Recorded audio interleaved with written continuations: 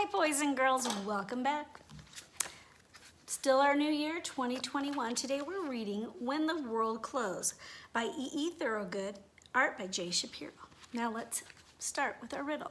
Now this is a riddle you may have heard a lot of, and there's a lot of different variations of this riddle. But this one maybe has to do with the book. Why did the chicken cross the road? So let's read it. This is probably a good book for our time because we're still not in school, but I think of you every day. When the World Closed, story by E.E.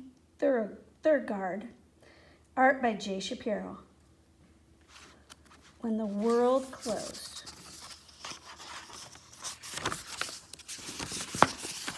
For a while, it seemed just impossible to have fun.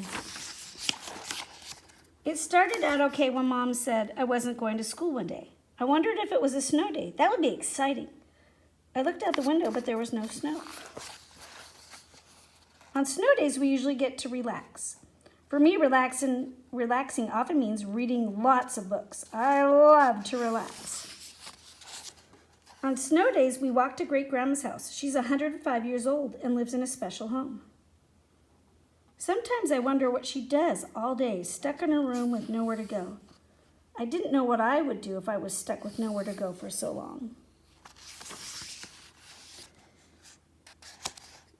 That particular snow day, we went to the grocery store, but it felt different. It felt weird. As we shopped, we noticed lots of things were missing from the shelves. One aisle had nothing in it at all. Mom hurried us along to the next aisle. It felt like we were in a rush. The next day, I asked Mom why I couldn't go to school. Mom paused before answering. Well, some people at your school were sick, so they had to close to make sure no one else would get sick. The teacher was sick? Were my friends sick? I had a lot of swirling thoughts and questions. That day, Mom couldn't play with Tate and me like she usually did when she was home with us. She had to work. Mom didn't usually work at home. She said my new job was to keep Tate from interrupting her. Days and weeks and months went by like that. I lost track. At some point, Mom made an announcement. Finley, you need to get started working at home too. I wasn't sure how I felt about this. I hadn't seen a teacher in forever. What if he didn't remember me? What if I didn't remember the things he had taught us before school closed? I didn't like having school without going to school. I wanted someone's help in real life. Mom couldn't help because she was working too. While we were busy, Tate kept breaking things and making messes. That was no help. I knew Tate really wanted to play, but Mom and I couldn't play. We had to work. Eventually, I was sick of working. I wanted to go to the park. I wanted to see my friends. I wanted to go somewhere. We always used to go, but now all we do is stay. I started to wonder. I wasn't sick, so why couldn't I leave the house? I know that when someone is sick, they should stay home, but why should I stay home if I'm not sick? As soon as I had that thought, my stomach started hurting. My skin felt hot. I felt a tickle in my throat. Maybe I was sick. My mom took my temperature and it was normal. You're worried, she told me, but you're not sick. That made me feel better for a moment. I started wishing I could go far, far away. To cheer me up, we called Great-Grandma.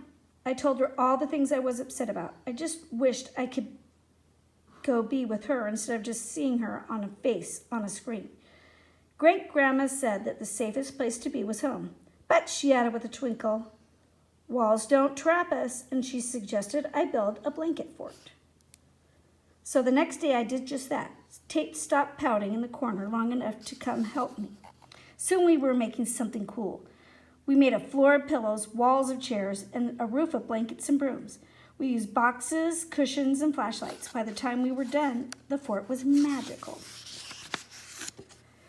Inside the fort, we told stories, made up songs, smiled and laughed. We rhymed every word we could. Abracadabra, shmabacadabra, labracadabra, brabracadabra.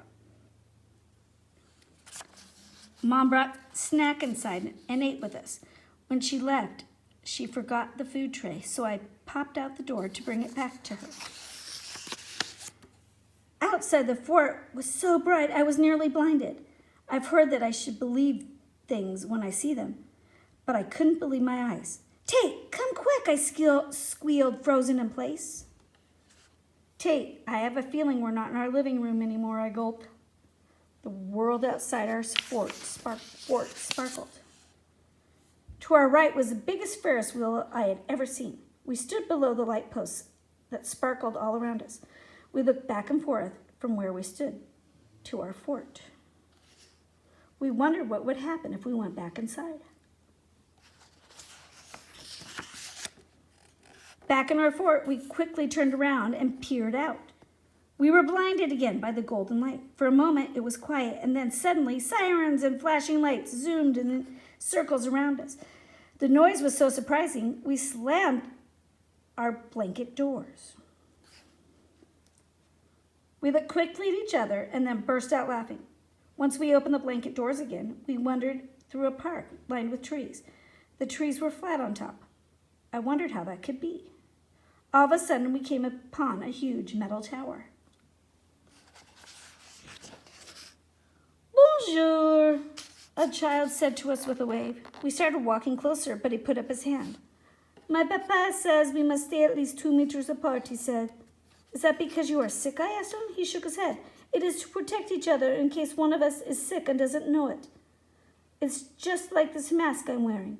All of a sudden, I felt bad we weren't wearing masks too. What if we were sick and didn't know it? What if we got him sick? I wondered how you could be sick and not know it. Au revoir, the boy said as he zoomed away after a cat. We walked back to our fort, leaving behind the flat trees and the tower and the boy with the mask. When we opened our blanket doors again, we were ready. The voices of people singing surrounded us. As we left our fort, we looked up and saw someone in each window playing different instrument. Somehow that stuck in their houses. They were all still making music together. We danced in the streets to the spirited sounds. As they sang, we played hopscotch with the squares on the ground. We jumped in between small squares and big triangles, from gray ones to brown ones to white ones. We laughed with the pigeons as they played hopscotch with us. Eventually, a pigeon chased us way back into our fort. We rolled on our pillows, laughing until our bellies ached. The big pigeon. As soon as we caught our breath, Tate bulldozed back through the fort doors. Our jaws dropped in wonder at a castle made of candy. We shivered with a gust of wind. As we walked, I remembered the boy Pepe.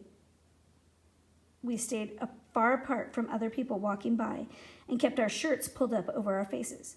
Eventually, the chill of the air encouraged us back into our fort, where we warmed up. When we stepped outside again, we were greeted warmly by an older girl. She asked us how we appeared there. I shrugged in response, and we laughed at how silly it all seemed. Tate swayed with the wind as the butterfly fluttered around us. We imagined reaching to the top of the nearby tower on the back of the farthest butterfly. Eventually, we pretended to fly on our butterfly back and into our fort.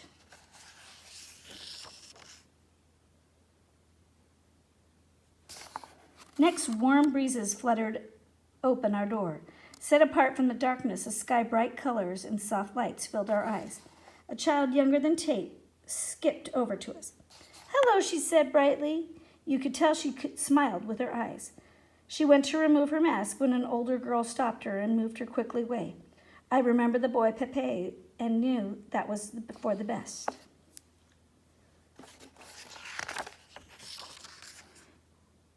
As I looked out over the next amazing place we landed, I was surprised to feel calm.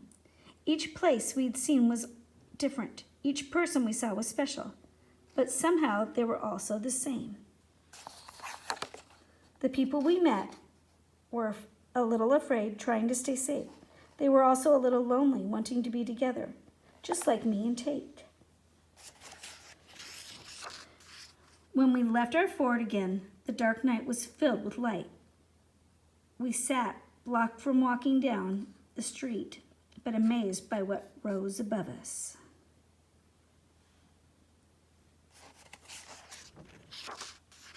Before we knew it, we were back in our fort, listening to loud, bounding thumps. We peeked back out our doors and saw animals taller than Mom jumping over our fort. Tate ran around the beach after the creatures. I sat very still in the sand as their towering parents sniffed me. They must have decided I was okay, because we sat together for a while, watching the waves roll in and out while Tate played. Back in our fort, my stomach dropped. For the first time, I realized I had no idea how to get home. We slowly opened our fort doors and once again stepped out. I wonder where they are this time. Hi, Niall, said a boy greeted. We noticed the people moving around nearby. How is it so many people are able to be outside here? I asked the boy. He smiled and said warmly, we weren't allowed for a long time. I couldn't go to school or visit my cousins, but now, Ba says it is becoming safe again. For some reason, hearing that made me feel less heavy. We watched the world hurry by for a while before it was time to go back to our fort. Tate smiled and curled up under my arm as we laid down on our pillow fort. I too let myself slowly blink off the lights. We all woke up to Mom coming into our fort. Great-Grandma wants to talk to you, she announced. She brought Great-Grandma's video over to us. We started telling her about our adventures. Mom laughed at our wild stories. Great-Grandma didn't say anything, but her eyes sparkled at us.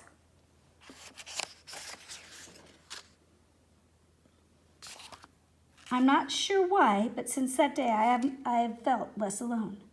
I see now the whole world is trying to stay safe, and that while the world is closed, we are all home alone together. The end. What a great story that was. Even though we're all home alone, we're in this together.